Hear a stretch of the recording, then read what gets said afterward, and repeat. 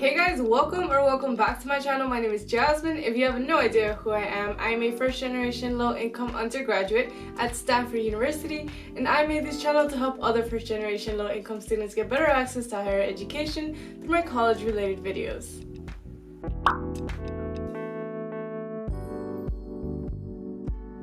In today's video, we're going to be talking about what it means to get deferred, my experience with getting deferred, and how I approached this process to guarantee my admittance into Stanford University. So I know that Stanford released admissions results for students who applied early, and some students got admitted, some students got rejected, and a very tiny number of students got deferred. When I was applying to college, I was part of that tiny percentage, and eventually they moved my application to the regular round, and that's when I got admitted. So I didn't get admitted how other students traditionally get admitted, but I'm still here and I'm still making this video. So I want to help those small percentage of students who got deferred, not only from Stanford but from other universities as well, because I know other universities have also released their early decisions results, and a lot of students are probably confused right now because I remember being super confused and not really knowing what to do. So that's why I made this video, and we'll start by defining what it means to get deferred. So what it means is basically that they save you from elimination from the early round of applications. So if you get deferred, it's most likely because you applied early to a school, whether that be early decision or early action.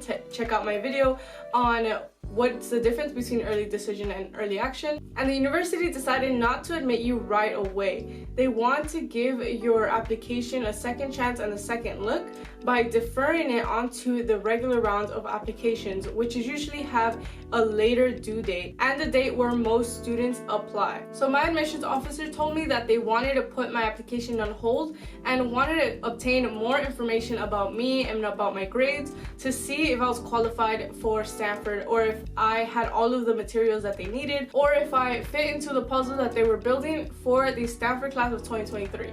Without a doubt, in Stanford's early round of application, there is a ton of amazing students, and in the regular round, there is a ton of more amazing students. So they wanted to put my application on hold to see if I fit in either of those types of students. And Stanford doesn't regularly do this, so much so that when I went to go visit the school before I started applying, I talked to one of the admissions officer and I asked him what are the chances of me getting in during the early round of applications, and is it more likely for me to get in the early round than it is in the regular round. And he said in the early round it's just as difficult, but in the early round you either get rejected or accepted, and not a lot of people get accepted, just as much as in the regular round. Only 4% of students get accepted to Stanford. And then I asked him what are the chances of me getting deferred or waitlisted, and he said none. There is no chance of you getting deferred or waitlisted. Usually in the early round you either get rejected or accepted. So when I decided to apply restrictive early action to Stanford University,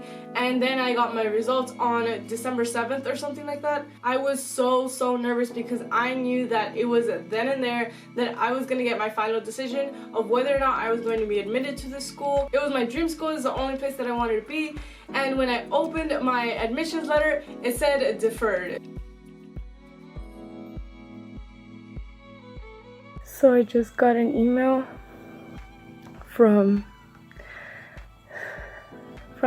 Stanford, and I'm gonna log in.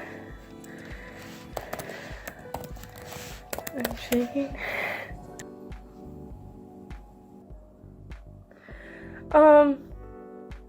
Okay. So it's not a no, but it's not a yes.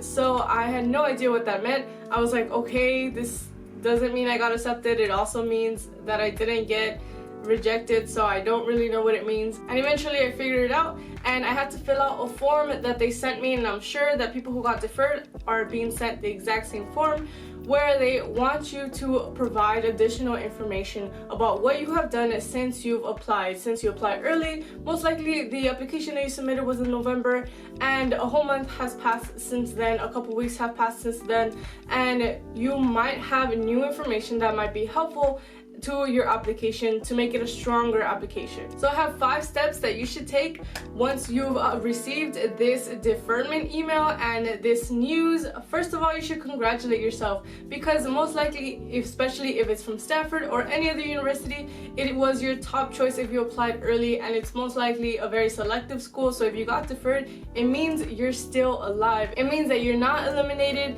and you still have a shot at making it into this school. That in itself is an amazing accomplishment. Like I said, Stanford has a horrible admissions rate of 4%, as much as any other university such as Harvard has an admissions rate of 5%, and other schools also are very difficult to get in. So for your admissions officer to still see that potential in you and keep you during this round is a great accomplishment. And the second thing that you should do is check your emails and your portals regularly from that university, because you want to be able to keep up to date to whatever instructions that they have for you, and make sure you give them all of the information that they ask for, because you want to show them that you have a lot of interest in the school and you're very good at following instructions, and that you go through the process as smoothly as possible without any trouble. Make sure you submitted everything that you had to submit, and you check in with the counselor that your transcripts and your test scores are also submitted, so that your university has all of the information that they need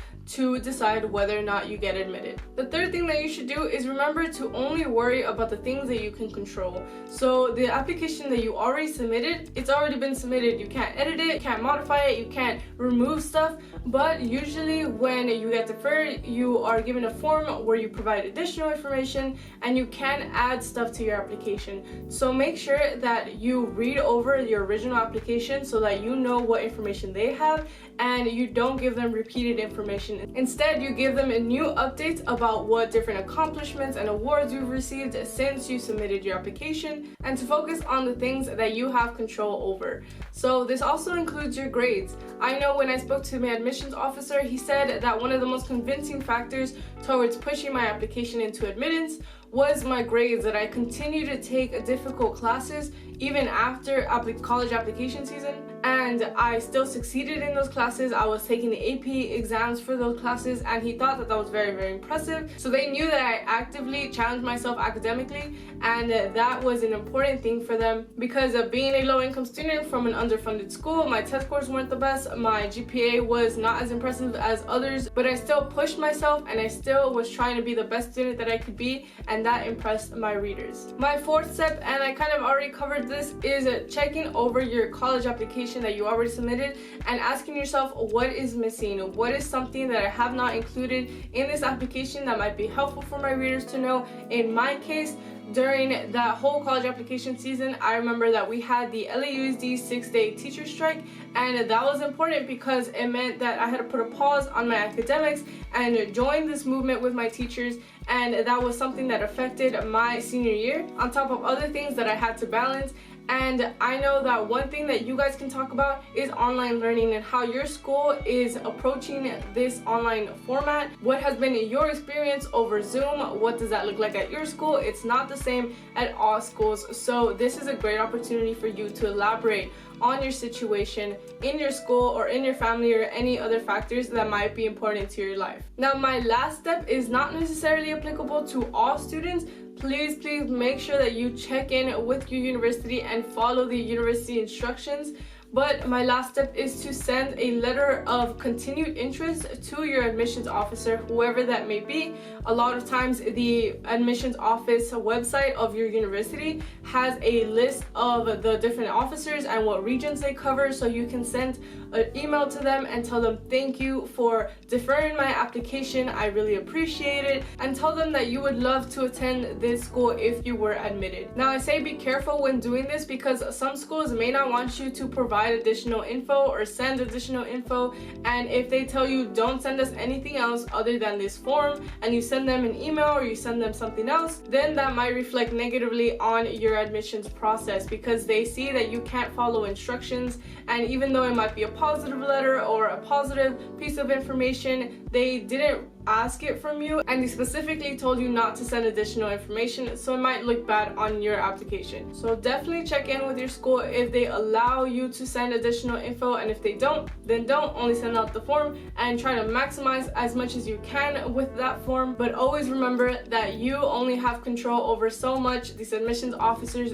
don't know your complete story. This is your chance to try to complete that story and give them additional information. But even then, they don't know your whole life. They can't evaluate your entire existence off a piece of paper, and whether or not you get admitted has no reflection on who you are as a student, your potential, and how amazing you are, how brilliant you are. Any school would be lucky to have you. I know you're gonna thrive wherever you go. And if you want to check out more of how I got admitted, you can check out my stats video. You can also check out my extracurricular video where I talk about the different extracurriculars that I was involved in high school. And you could also check out my top 5 parts of your application video if you want to check that out. I hope this video was helpful. Please let me know down in the comments below. Please like, comment, and subscribe. Follow us on Instagram at FreshGenFirst, or on Twitter FreshGenFirst1, or send us an email at info@freshgenfirst.org. Thank you. Bye.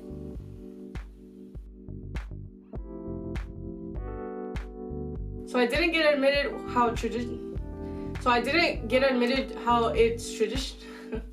You give them updated new information. So they knew that I actively academically